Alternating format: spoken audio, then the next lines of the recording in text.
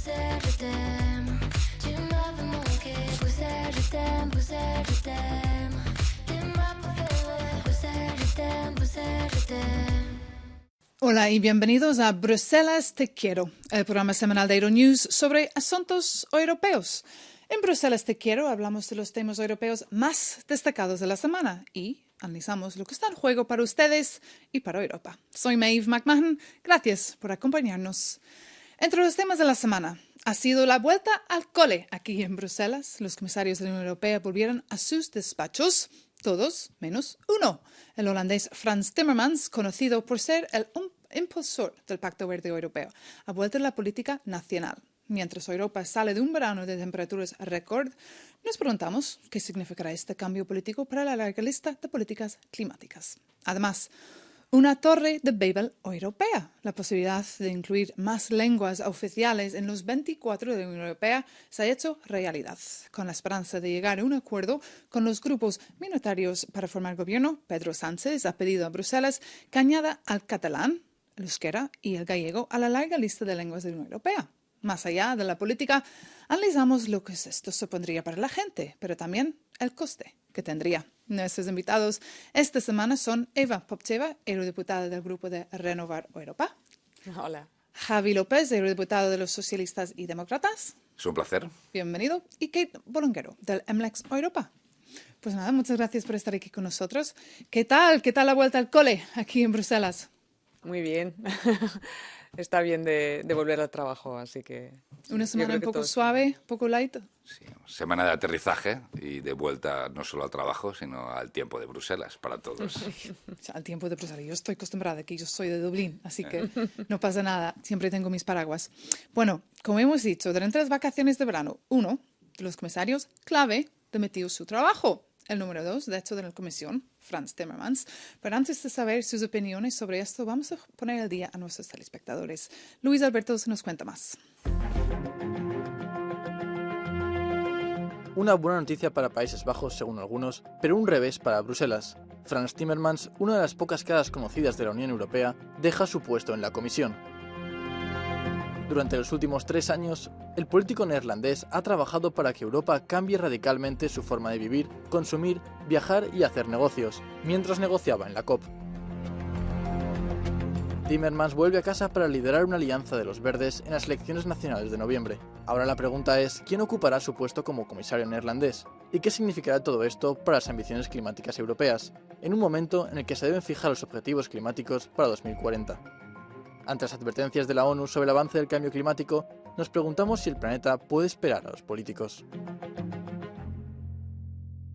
Javi, comencemos con usted quizás, porque eres el miembro del ENVI, la comisión ahí en el Parlamento Europeo. ¿Cuál ha sido la reacción aquí en Bruselas? La Comisión de Medio Ambiente y el Parlamento Europeo no creemos que la salida de Frans Timmermans, por muy reconocido que sea su figura, ponga en riesgo el Pacto Verde Europeo. Yo creo que ha hecho un gran trabajo, es un político muy solvente, muy conocido en Bruselas, segundo mandato como comisario diplomático holandés, muy reconocido y muy comprometido con la agenda verde. La agenda verde que ha sido capaz durante los últimos años de, por lo menos, la arquitectura fundamental de la descarbonización que tenemos que llevar a cabo, a aprobarla. Lo que sí que está poniendo en riesgo el Pacto Verde Europeo es lo que hemos visto durante los últimos meses, especialmente en el seno del Partido Popular Europeo. El Pacto Verde Europeo era una política consensual que lanzó además la presidenta de la Comisión Europea, que viene de la CDU alemana, pero durante los últimos meses yo creo que por 2 razones. Una, por competir con los votos de la extrema derecha en el mundo rural, el PP, y segundo, pensando en las alianzas después de las próximas elecciones, estamos viendo problemas para aprobar leyes importantes. Pero eso su opinión no tiene nada que ver con Frans Timmermans, sino con lo que está pasando estos últimos meses. ¿Y en su opinión, qué opina de esta demisión de Frans Timmermans? Bueno, lo que a mí me sorprende un poco es la nominación del nuevo comisario, ¿no?, por parte de Holanda, porque realmente, o sea, el primer ministro Rutte, que es del VVD, que además forma parte de nuestro grupo parlamentario, Renovar Europa, los liberales, pues ha nominado a alguien de la CDA, que alguien que pertenece efectivamente al Partido Popular Europeo. No me consta que la relación entre los dos partidos sea muy buena, porque de hecho, por ejemplo, el hecho de que el CDA torpedeó las negociaciones sobre el nitrógeno, si recuerdas, pues también hubo algún impacto sobre la caída de la coalición en Holanda. Por eso, a mí me sorprende un poco esta nominación, también porque es un Pero volviendo, perfil... porque sí. volvemos a hablar de él, pero volviendo a hablar de Frans Timmermans, que como hemos dicho, era muy conocido, sobre todo los jóvenes le quieren mucho porque siempre estaba ahí muy convencido del mensaje. Sí, muy conocido, pero también es un personaje bastante controverso, ¿no? O sea, que bastante provocador en muchísimas cuestiones, así que quizás pues su salida puede tener también algo positivo en el sentido, ¿no? Que en Igual algunas fue cuestiones pues era, digamos que no buscaba siempre todas las alianzas posibles, así que pues yo intento verlo de forma positiva. Evidentemente es alguien que ha hecho muchísimo para el Pacto Verde, pero, a ver, un comisario no es el que lleva toda la agenda verde de la Unión Europea. ¿Tienes razón? Pienso que es muy interesante porque la cosa es que Frans Timmermans tiene mucha energía. No vemos tantos comisarios con tan energía que él. Y es controversial, claro, pero eso también ha puesto el enfoque en las políticas climáticas. Pienso que su personalidad, su manera de negociar es una parte de él y su estrategia política también. Y eso que cuando hay un poco de controversia, eso ayuda un poco a tener más amplificación de estas cosas. Entonces, para mí es muy interesante como periodista de ver a alguien que es muy dinámico. Claro, para la prensa es muy interesante tener a alguien así, porque iba siempre con su bicicleta al trabajo, hablaba casi 10 idiomas, siempre hablaba con una voz muy fuerte, muy convencida. También lo vi en el COP, hablando con todo el mundo ahí dentro, muchas horas ahí, muy convencido de su mensaje. Pero claro, para los que están en business o industria, igual están contentos que ya no está. Pero bueno, por lo menos Puede ser. está Maroš Šefčovič. Maroš Šefčovič es un político eslovaco, claro, y ahora pues es el actual comisario que está hecho cargo de la cartera de clima. Y nuestro compañero aquí, Gregor Lachi, de Euronews, le preguntó esta semana si una nueva cara para este cargo podría significar también una nueva dirección, quizás. Escuchen. Creo que sin duda significa que estamos en una nueva fase, porque hasta ahora nos habíamos centrado mucho en el trabajo legislativo. Así que creo que hemos construido este nuevo marco político, pero también legislativo, para el Green Deal. Y ahora nos estamos acercando a la fase que será la puesta en marcha, es decir, la aplicación adecuada de las medidas. Cómo ponerlas en práctica. Creo que será igual de complejo que el resto del trabajo que hemos estado haciendo hasta ahora. Las palabras de Maroš Šefčovič. Así que la pregunta, ¿cómo va a mantener el impulso en lo que respecta al Pacto Verde? Pensando también en lo que has dicho tú antes de lo que ha pasado en estos últimos meses. Sí, yo primero diría además que Timmermans, recordar que no se va a su casa, ¿no? Que Timmermans, como bien habéis explicado, se va a competir para ser primer ministro de Holanda. Y evidentemente podría ser igual de influyente o más influyente ocupando la silla de Holanda en el Consejo Europeo, influyendo en las políticas europeas como en el Colegio de Comisarios. Šefčovič, que es un nombramiento inteligente y que tiene sentido por varias razones, un político también muy experimentado, con varios mandatos en el Colegio de Comisarios, cumple la función de respetar los equilibrios entre las familias políticas, también es un político socialdemócrata que permitirá dar continuidad al trabajo hecho por Frans Timmermans y luego en una nueva fase, como bien explicaba él, una fase que se basa en Fit for 55, la descarbonización, ponerla en marcha y continuar aprobando legislación que especialmente está siendo compleja, la que tiene que ver con la protección de la biodiversidad, que está siendo la parte más sensible. Y al final casi todas las decisiones están tomadas en las capitales europeas, así que igual Timmermans también piensa que puede influir un poquito más ahí que aquí en Bruselas. Pero me gustaría también recordar a nuestros telespectadores qué exactamente es este European Green Deal, el Pacto Verde Europeo. Hemos preparado un gráfico que podéis ver en vuestras pantallas. Es claro, para alcanzar la neutralidad climática, el paquete Fit for 50 para convertir los planes en leyes, de verdad, y la estrategia europea sobre biodiversidad para el año 2030. Cuéntanos, ¿dónde estamos con este Pacto Verde Europeo? ¿Qué han hecho ya y qué quiere para hacer? Pienso que ahora la fase es la aplicación, pero eso para mí va a empezar después de las elecciones europeas, porque ahora estamos viendo más por junio, el año que viene, porque cuando van a hacer campaña y todo eso, van a hablar de todas esas cosas. Entonces, para mí, no es exactamente una nueva fase exactamente ahora, pero han puesto en aplicación muchas cosas ya en la ley, pero ahora la implementación, eso es muy, muy importante. ¿Cómo eso va a desarrollar en las capitales? Pero no podemos ver una pausa ahora para 9 meses tampoco, ¿no? Bueno, hay que seguir adelante. Nosotros como colegislador, obviamente, en el Parlamento Europeo, pues vamos a seguir con nuestro trabajo y por eso, volviendo un poco, escuchando ahora a Maroš Šefčovič, algo positivo, y creo que es una decisión muy inteligente de la presidenta von der Leyen, es que Maroš Šefčovič es alguien que ahora es el vicepresidente de la Comisión que se ocupa de las relaciones con el Parlamento Europeo, por ejemplo. Y hemos tenido una experiencia positiva con él en cuanto, por ejemplo, el seguimiento de las iniciativas legislativas del Parlamento Europeo. Fue una de las condiciones que nosotros pusimos para investir en su momento a la presidenta von der Leyen. Entonces, yo creo que allí, por ejemplo, sí que veo una ventaja en Šefčovič, comparándolo con Frans Timmermans. Yo creo que Maroš Šefčovič va a ser mucho más receptivo a las demandas del Parlamento y está muy experimentado, como decía Javi, un político muy experimentado, pero muy experimentado también en las relaciones con el Parlamento Europeo. ¿Está de acuerdo? Sí, estoy de acuerdo. Va a ser muy relevante lo que pase. Ahora, yo creo que merece la pena recordar dos cosas. Acabamos estas vacaciones después del verano más caluroso que hemos conocido. Y no solo eso, sino es que sabemos que va a ser el verano más frío del que nos quede para el resto de nuestras vidas.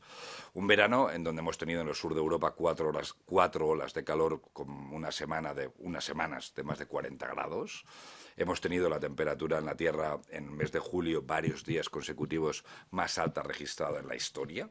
Y hemos tenido además un verano que están dando los océanos señales muy peligrosas, que el aumento de la temperatura de las aguas de los océanos en el mundo, que utilizan además tienen el uso en términos de la temperatura en la Tierra, de ser amortiguadores de la temperatura, ha aumentado fuera de cualquier modelaje esperado. Y mientras aquí en Bruselas se sigue discutiendo y hablando y... Bueno, en Bruselas se está actuando. Con una cierta fatiga, ¿no?, climática, es lo que estamos... Sí, bueno, porque es complejo, es largo, estamos ante probablemente el proceso socioeconómico más importante que hemos hecho desde la Revolución Industrial. Es decir, sí, claro, esto es muy complejo, afecta a la distribución, a los costes, a los puestos de trabajo, a los consumidores. Esto no es fácil y vamos a continuar hablando de esto durante décadas, literalmente. Pero hay que hacerlo y yo tengo la sensación de que Europa lo ha estado haciendo durante los últimos años y Frans Timmermans ha sido uno de los protagonistas de esta actuación durante los últimos años. Y ahora quizás tendremos un nuevo protagonista de Holanda que se llama Wopke Hoekstra. Estuvimos hablando de Wopke Hoekstra, está ahí, es demócrata cristiano, claro, y según la Comisión se encargaría del expediente climático de Frans Timmermans, pero trabajará bajo de las órdenes de Maroš Šefčovič. Y hemos visto esta semana muchas reacciones de diputados en el Parlamento Europeo, por ejemplo, Pascal Canfin, diciendo que todavía tiene que demostrar que es el hombre adecuado en el lugar adecuado y no es un trato cerrado que este señor va a venir aquí para reemplazar a Frans Timmermans. ¿Qué sabemos?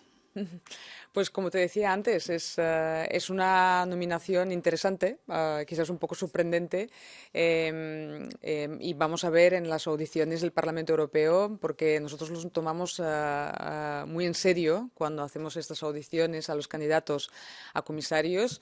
Vamos a ver cómo pasa primero el examen de conflicto de intereses que va a hacer la Comisión Jurídica del Parlamento Europeo, la Comisión JURI.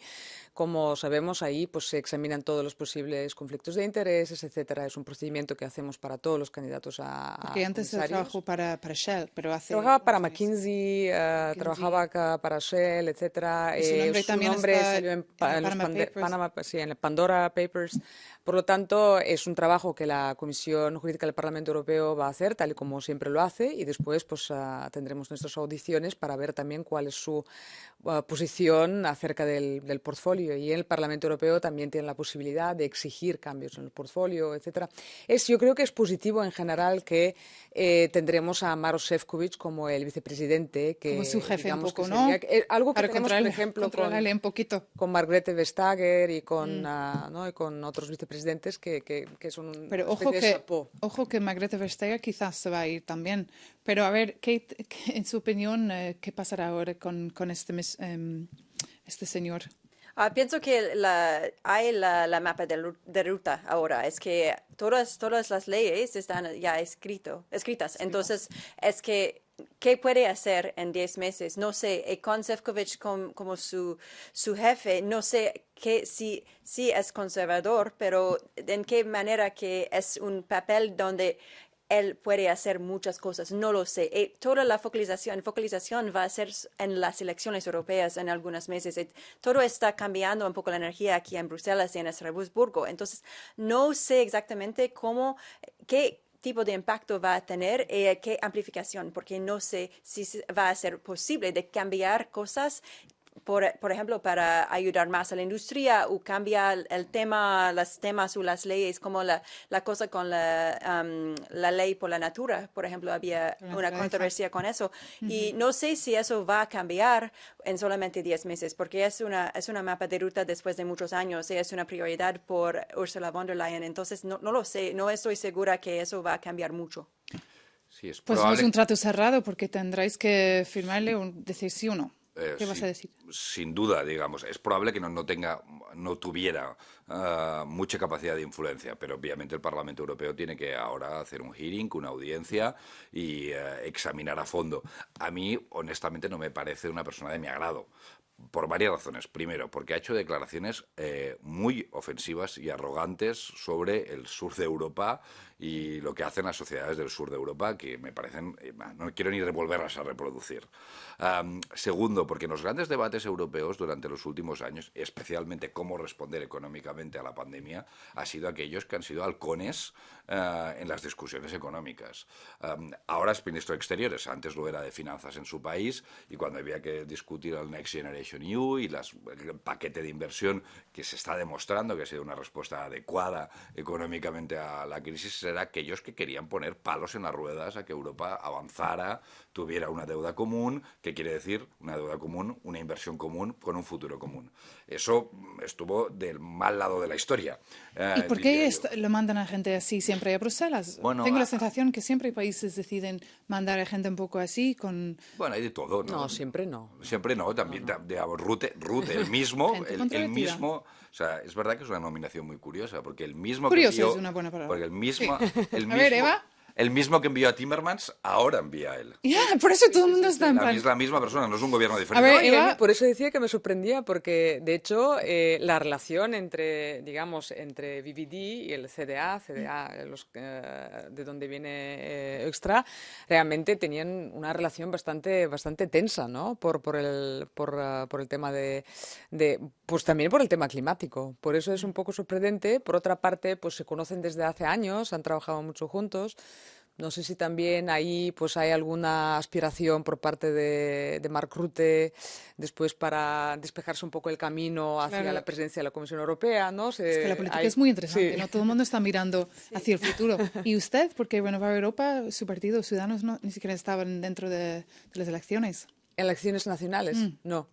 Y demostró que fue la decisión acertada, porque básicamente los dos grandes partidos afrontaron las elecciones como dos bloques, los líderes dos bloques, y ahora ninguno de los dos bloques básicamente tenían, o parecía que no tenían mayoría, y ahora dependen de los votos de los nacionalistas de básicamente el partido Y de... volviendo aquí, ¿quién va a ir a COP para Europa? Porque claro, el año pasado vimos al Franz Timmermans. Pues es una grande pregunta, porque si van a enviar a Hoekstra, no sé si va a tener es mucha responsabilidad para alguien que no tiene la reputación en esta zona, y si tiene el papel durante solamente 10 meses, va a hacer un trato con alguien o va a prometer algo. No hay seguridad que eso va a seguir que eso va a cumplir. Entonces, no lo sé. Es muy interesante a ver si van a un poco construir él cómo puede hacer puede tener un papel más tarde en la nueva comisión. Eso es también mi pregunta. Si es para preparar algo para más tarde, no sé, pero es una pregunta. Probablemente depende del resultado de las elecciones en Holanda, ¿no? Sí. Que son muy relevantes. Sí. Ahora tenemos dos elecciones muy Es que importantes. es todo muy relevante y muy interesante y muchas cosas pasando. Pero en ya Holanda no... y en Polonia tenemos dos elecciones muy Sí, importantes. Polonia en octubre. Sí. Bueno, Ese es todo el tiempo que tenemos para este tema, pero síguenos aquí con nosotros porque después hablaremos de idiomas como catalán, gallego y euskera, que pronto quizás escucharemos aquí en la ciudad. Hasta pronto aquí en Euronews.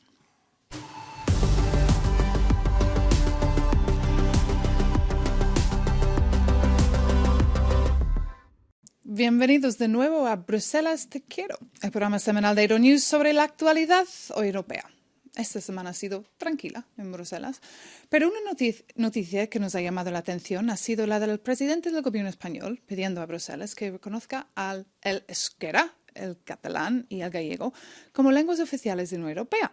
Sus motivos son políticos, pero hay que recordar que hay millones de personas que hablan estos idiomas. Y para saber más, hemos hablado con Víctor Camino, secretario general de las Juventudes Socialistas de España.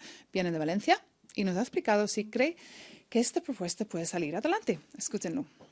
Yo creo que es una propuesta realista por una parte y simbólica por otra. Es decir, el realismo es conseguir que Europa se parezca más, se mire al espejo y se parezca más a lo que realmente es, ¿no? Por ejemplo, en mi caso yo hablo valenciano, ¿no? Entonces, es la lengua de mi familia o es la lengua donde pues incluso me he enamorado, he trabajado, etcétera. Por lo tanto, tiene un valor simbólico importante porque tú haces más grande Europa. Es decir, tú haces una Europa donde quepa más gente, donde quepan más realidades lingüísticas y por lo tanto la fortaleces para hacer más fuerte Europa y para hacer también, en este caso, más fuerte España. ¿Está de acuerdo, Eva? No, para nada, no puede estar más de acuerdo. Además, se acaba de contradecir porque decía, yo hablo en valenciano, pero nos acaba de hablar en castellano. Y esta es la cuestión. En España tenemos una lengua común, que es el español. De hecho, Javi y yo, por ejemplo, los dos somos de Cataluña, pero por eso cuando la Constitución habla de la lengua común de todos los españoles, no solamente habla de la lengua entre las distintas comunidades autónomas, sino también en una misma comunidad autónoma.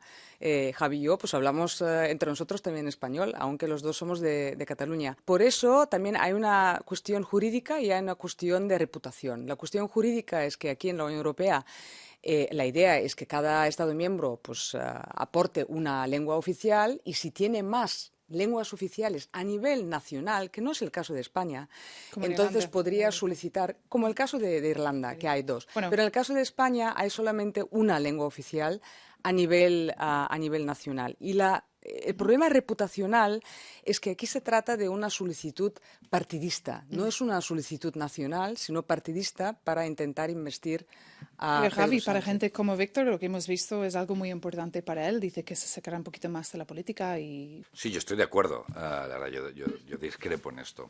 ¿Por qué? ¿No? Primero, desde aquí, desde las instituciones, tenemos un doble papel. Uno, tomar decisiones. Y para ello, para tomar decisiones y trabajar, básicamente lo que hacemos es comunicarnos, ¿no? Y de hecho, muchas veces nos comunicamos en inglés como lengua de trabajo.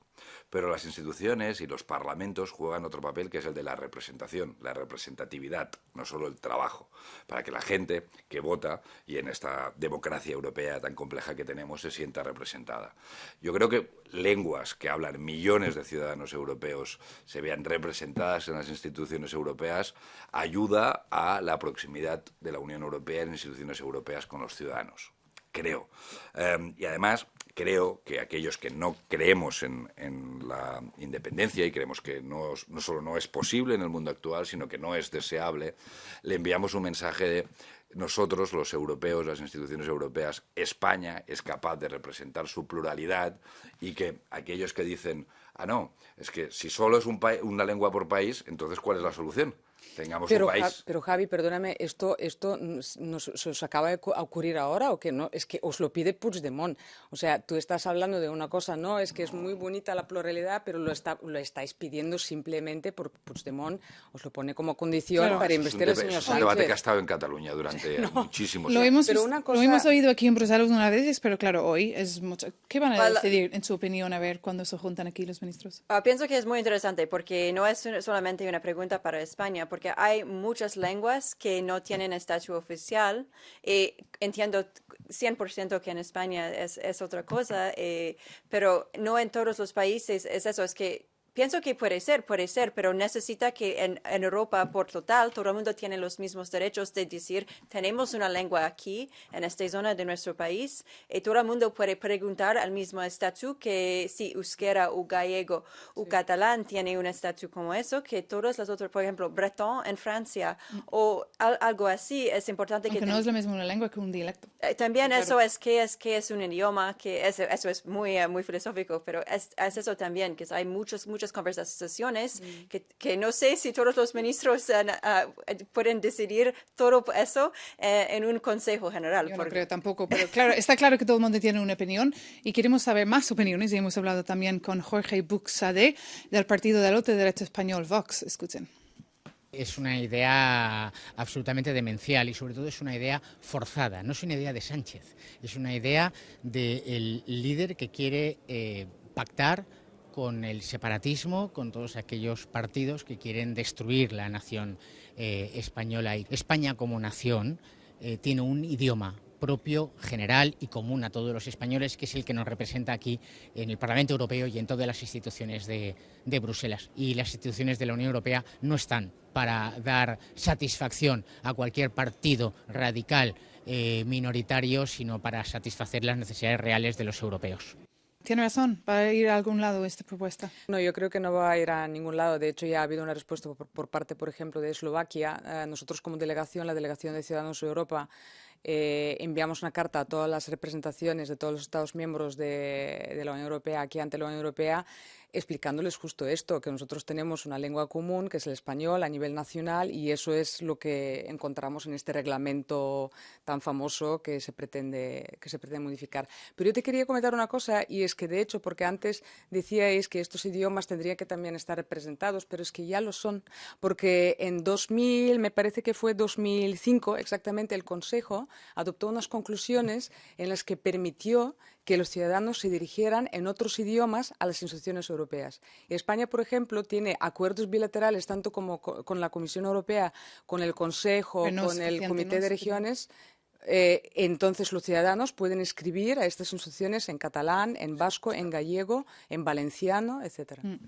Es cierto, eso es un avance que se consiguió con el gobierno socialista de Zapatero y justamente los mismos que hoy están en contra de este avance también estaban en contra de ese avance, de que fueran calificadas lengua de uso.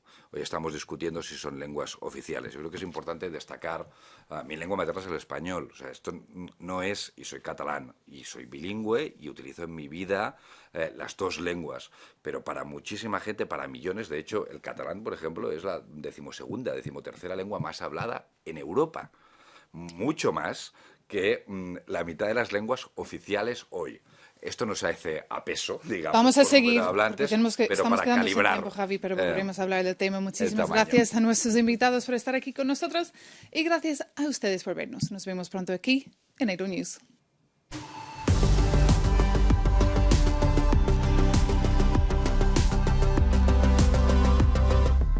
Hola, están viendo Bruselas Te Quiero, el programa semanal de Euronews. Soy Maeve McMahon y junto con mis invitados estamos analizando las noticias de la semana. Y una noticia nos lleva a Austria, donde la ministra del Clima, Leonora Gewessler, ofrecía un billete de transporte anual gratuito a cambio de hacerse un tatuaje con el lema Klima Ticket. Los austriacos podían elegir entre varios tatuajes, debían incluir las palabras Climate Ticket, billete climático, y por tanto, claro, apoyar a la campaña. ¿Serían un tatuaje así, Eva? Nunca. ¿Nunca? No me haría un tatuaje y uno así seguramente que no. Porque no si es por la vida, pero no para un año de Klima Ticket, no. ¿No? ¿Javi López? Yo tengo tatuajes, pero no me haría por un ticket gratuito de transporte. Al menos estamos hablando de la política, eso es para atraer atención, entonces ha funcionado aparentemente, porque estamos hablando de eso. Sí, la verdad que llama mucho la atención esta noticia y queremos saber más y hemos estado en las calles de Bruselas también preguntando a la gente. Escuchen. No lo haría porque me dan miedo las agujas. ¿Hay algún plan ofrecido por el gobierno para eliminar el tatuaje después del año? Parece un experimento muy duradero. Yo no lo haría. Es demasiado permanente. Eso es increíble. Sinceramente lo haría. Sí, me gusta el clima y realmente me preocupo por el clima, así que evidentemente lo haría. Un tatuaje no es algo que me haría, no. Primero por mi religión. Y segundo, No, no lo haría, no. No creo que sea verdaderamente útil. Hacerte un tatuaje solo para poder viajar gratis, estás destruyendo tu cuerpo. Sí, claro, seguro que lo haría, porque es ecológico. Igual es una forma moderna de hacerlo. ¿Una manera moderna, quizás? A mí me parece que objetiviza de manera, ¿no? De una manera muy inaceptable, incluso en mi opinión, a las personas, ¿no? Es decir, que, bueno, o sea, hace un tatuaje y entonces pues recibes un ticket, ¿no? La verdad es que no me ha gustado nada la campaña. Y ahorrando 1.000 euros al año.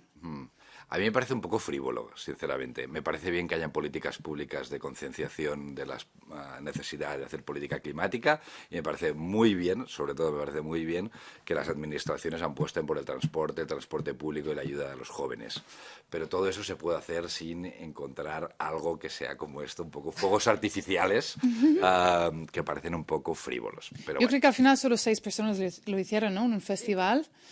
Y yo creo que llamó mucho la atención también en la prensa ahí y en todo el mundo. Pero al final, ¿qué pueden hacer quizás los políticos para acercarse más a la gente y para que piensen también que sus ideas son buenas? Pueden hablar con ellos. Pienso que eso ya es una buena solución, porque pienso que a veces necesitan acercarnos a la gente en general. Cuando estamos aquí en la Bruja de Bruselas, a veces olvidamos que en Europa hay 27 países y 7 ciudadanos de todas las partes. Entonces, y la gente que nos están viendo tendrán mucha confusión también, porque hablamos de Frans Timmermans, Maroš Šefčovič, ahora Ustra, un nuevo que viene y la gente viene, la gente se va, pero al final necesitamos también políticas que funcionen y que cambian y mejoren la vida de la gente. Pero también ahí en los medios de comunicación tenéis una tarea muy importante, ¿eh? O sea, también de concienciación, si me permitís. Por eso estamos aquí y estamos intentando también.